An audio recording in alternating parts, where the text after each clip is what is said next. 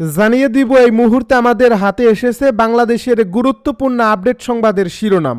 শুরুতেই থাকছে হাসিনাকে আশ্রয় মানবিক দৃষ্টিভঙ্গি থেকে জানালো ভারত। এবারে জানিয়ে দিব ওসমান হাদি হত্যাকাণ্ড নিয়ে বড় ষড়যন্ত্রের ইঙ্গিত সালাউদ্দিন আহমেদের।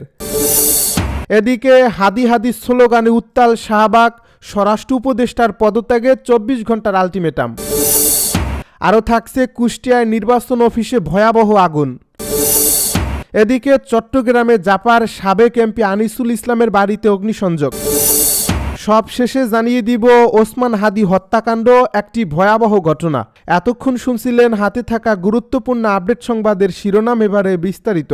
তবে তার আগে অনুরোধ রইল ভিডিওটিতে একটি লাইক এবং কমেন্ট করে জানিয়ে দিন ভিডিও সম্পর্কে আপনার মূল্যবান মতামত। আরও জানিয়ে দিন ভিডিওটি কোথা থেকে দেখছেন বা কোন জেলা থেকে দেখছেন। হাসিনাকে আশ্রয় মানবিক দৃষ্টিভঙ্গি থেকে জানালো ভারত। কার্যক্রম নিষিদ্ধ আওয়ামী লীগের সভাপতি ও ক্ষমতাচ্যুত শেখ হাসিনা ভারতে অবস্থান করছেন। ইতিমধ্যে তাকে ফিরিয়ে দিতে ভারতকে জানিয়েছে বাংলাদেশ। এই অবস্থায় ঢাকার রাজনৈতিক অবস্থা ও নিরাপত্তা সংক্রান্ত পরিস্থিতি দিল্লির কাছে সবচেয়ে বড় চ্যালেঞ্জ হয়ে দাঁড়িয়েছে বলে জানিয়েছে ভারতের পররাষ্ট্র মন্ত্রণালয় বিষয়ক সংসদীয় কমিটি। বৃহস্পতিবার কংগ্রেস সংসদ সদস্য শশী থারুর নেতৃত্বাধীন ওই কমিটি এই বিষয়ে সংসদে একটি রিপোর্ট পেশ করছে। সেখানে উল্লেখ করা হয়েছে বাংলাদেশের পরিস্থিতি ভারতের জন্য সবচেয়ে বড় স্ট্র্যাটেজিক চ্যালেঞ্জ হয়ে তৈরি করছে।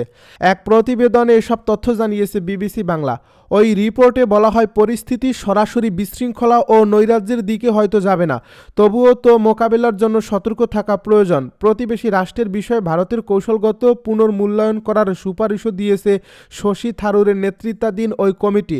রিপোর্টে একদিকে যেমন ভারতে বাংলাদেশের সাবেক প্রধানমন্ত্রী শেখ হাসিনার অবস্থানকে মানবতার দৃষ্টিভঙ্গি থেকে নেওয়ার সিদ্ধান্ত বলে উল্লেখ করা হয়েছে, তেমনি এই বাংলাদেশের অন্তর্বর্তী সরকারের সঙ্গে সম্পর্কের বিষয়ে নজর দেওয়ার কথাও বলা হয়েছে।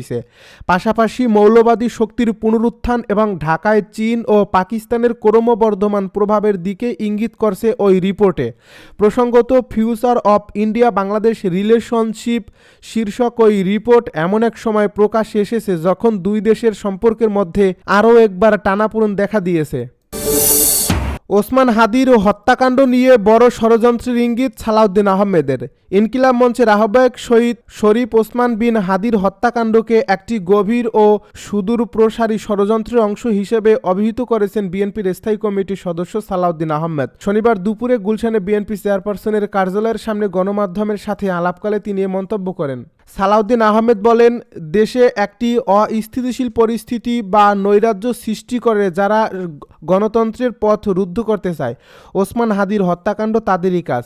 তার মতে নির্বাচন ও গণতান্ত্রিক রূপান্তরকে বাধাগ্রস্ত করতে পতিত শক্তির সাথে দেশি বিদেশি দোসররা জড়িত থাকতে পারে। দেশে বিশৃঙ্খলা সৃষ্টি করে নির্বাচনের পথকে দীর্ঘায়িত বা নস্যাৎ করা।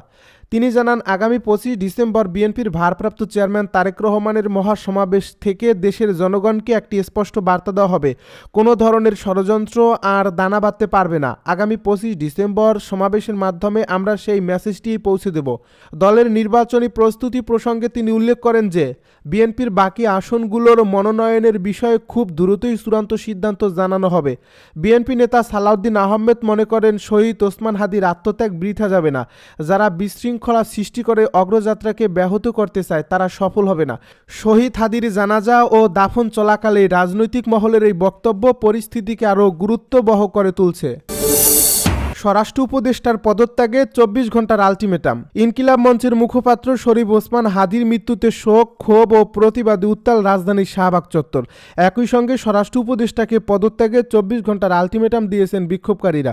শনিবার বিকেল 3:30টায় হাদিকে দাফনের পর শিক্ষার্থী জনতা শাহবাগ চত্বরে অবস্থান নেন। এরপর থেকে হাদি হাদি স্লোগানে মুখরিত হয়ে ওঠে পুরো এলাকা। শাহবাগে জড়ো হওয়া বিভিন্ন বিশ্ববিদ্যালয় ও কলেজের শিক্ষার্থী, ছাত্র সংগঠনের নেতাকর্মী এবং সাধারণ মানুষ হাদির স্মরণে শোক প্রকাশের পাশাপাশি তার হত্যার সুষ্ঠু তদন্ত ও দোষীদের দ্রুত গ্রেপ্তারের দাবি জানান। স্লোগান, ব্যানার ও ফেস্টুনে উঠে আসে হাদির সংগ্রামী জীবনের নানান বার্তা। সমাবেশে বক্তারা আগামী 24 ঘন্টার মধ্যে স্বরাষ্ট্র উপদেষ্টা লেফটেন্যান্ট জেনারেল মোহাম্মদ জাহাঙ্গীর আলম চৌধুরীকে পদত্যাগের আলটিমেটাম দিয়েছেন। 24 ঘন্টার মধ্যে স্বরাষ্ট্র উপদেষ্টা পদত্যাগ না করলে শিক্ষার্থী জনতাকে সঙ্গে নিয়ে আরও কঠোর কর্মসূচিতে যাওয়ার হুঁশিয়ারি দেন তারা। এর আগে বিকাল 3:30টার ঘটিকার দিকে ঢাকা বিশ্ববিদ্যালয়ের কেন্দ্রীয় জামে মসজিদ সংলগ্ন জাতীয় কবি কাজী নজরুল ইসলামের সমাধি সৌধের পাশে শরীফ ওসমান হাদিকে শায়িত করা হয়। এ সময় জাতীয় নাগরিক পার্টির মুখ্য সংগঠক হাসনাত আবদুল্লাহ, ঢাকা বিশ্ববিদ্যালয়ের উপাচার্য অধ্যাপক ডক্টর নিয়াজ আহমেদ খান, আমার দেশ সম্পাদক মাহমুদুর রহমান, ডাকসুর বিভিন্ন পর্যায়ের নেতাসহ হাদির পরিবার পরিজন উপস্থিত ছিলেন। কুষ্টিয়ায় নির্বাচন অফিসে আগুন। কুষ্টিয়া সিনিয়র জেনারেল নির্বাচন অফিসারের কার্যালয়ে কুষ্টিয়া সিনিয়র জেলা নির্বাচন অফিসারের কার্যালয়ে অগ্নিসংযোগ করছে দুর্বৃত্তরা। শনিবার সকাল 8:30টার দিকে এই ঘটনা ঘটে। জানা যায়, সকালে অফিস ভবনের পেছনের জানালার কাচ ভেঙে ভেতরে এই অগ্নিসংযোগ করা হয়। পরে খবর পেয়ে সকাল 9:30টার দিকে জেলা প্রশাসক ইকবাল হোসেন ঘটনাস্থল পরিদর্শন করেন। নিরাপত্তা রক্ষীরা জানান, সকাল 8:30টার দিকে এই ঘটনা ঘটে। তারা তখন দোতলায় ছিলেন। ধোঁয়া ও আগুনের গন্ধে নিচে নেমে আগুন দেখতে পান। জেলা নির্বাচন অফিসের হিসাবরক্ষক মোহাম্মদ আসাদুজ্জামান বলেন, যে কক্ষে আগুন দেওয়া হয়েছে সেটা সদর উপজেলা নির্বাচন অফিসের স্টোর রুম।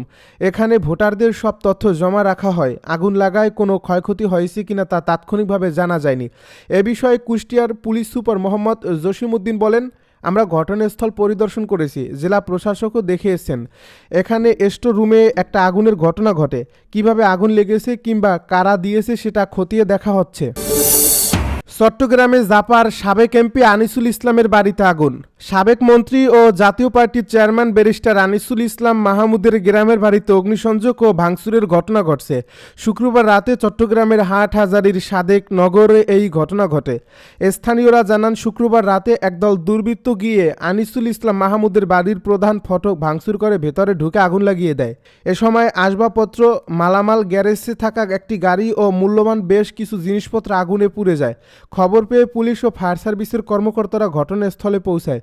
এ বিষয়ে হাটহাজারী মডেল থানার ভারপ্রাপ্ত কর্মকর্তা মোহাম্মদ জাহিদুর রহমান জানান, কে বা কারা অগ্নিসংযোগ করছে তা এখনও নিশ্চিত হওয়া যায়নি।